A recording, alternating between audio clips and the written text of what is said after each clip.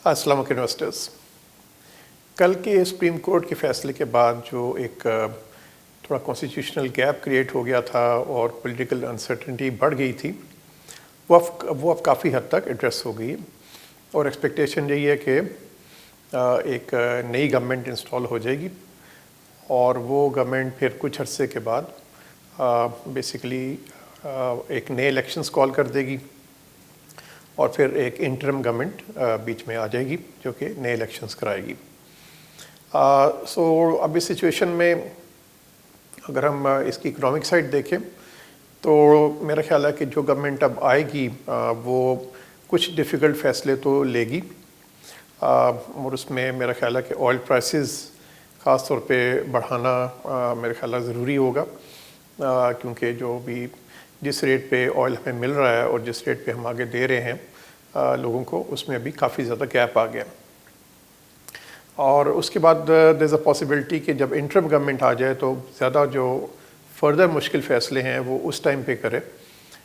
Because obviously interim government का कोई political angle नहीं होता तो वो मुश्किल फ़ैसले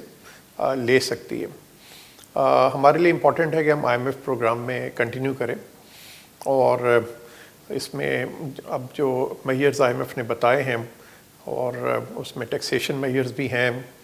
उसमें बिजली गैस पेट्रोल की प्राइसेस वगैरह भी हैं, उसमें सर्कुलर डेट को एड्रेस करना भी है।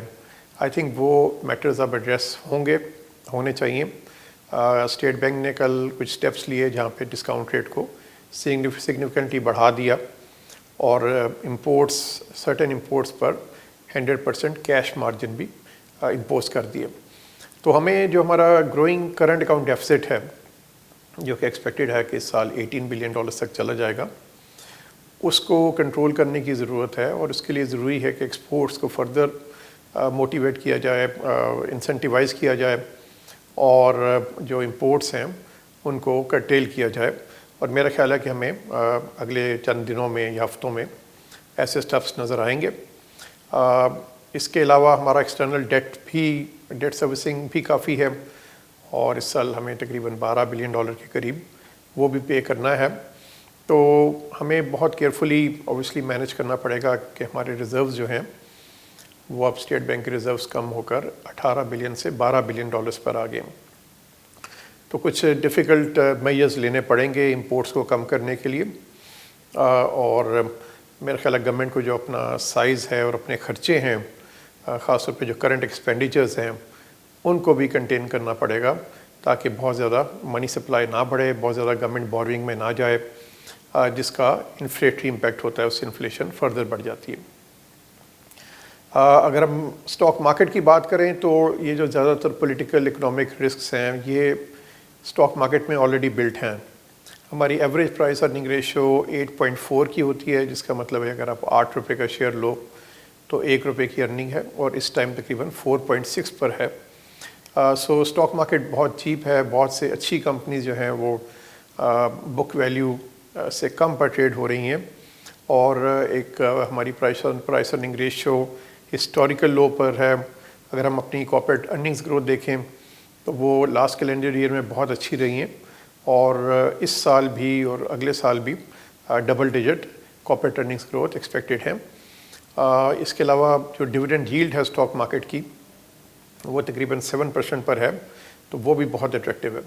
तो ऑल इन ऑल हमें ये एक फ़ील है कि यहाँ से इंशाल्लाह स्टॉक मार्केट में तेज़ी आनी चाहिए क्योंकि मार्केट बहुत डिप्रेस रही है पिछले चंद साल और जो फॉरेन सेलिंग है वो भी कम हो गई है और फर्स्ट क्वार्टर में वो तकरीबन $26 मिलियन के करीब है। तो इसलिए ये लग रहा है कि इमर्जिंग मार्केट फंड मैनेजर्स काफ़ी हद तक निकल गए हैं और आगे फॉरेन सेलिंग कम होगी और उसकी वजह से जो लोकल बाइंग है उसके रिज़ल्ट में स्टॉक मार्केट बढ़ेगी। अगेन हमारे जो NBP के स्टॉक फंड्स हैं उनका बड़ा अच्छा ट्रैक रिकॉर्ड है of beating the stock market और वी इनकरेज के इस लेवल पे इन्वेस्टर्स स्टॉक मार्केट में एंटर हों। Thank you very much for your time.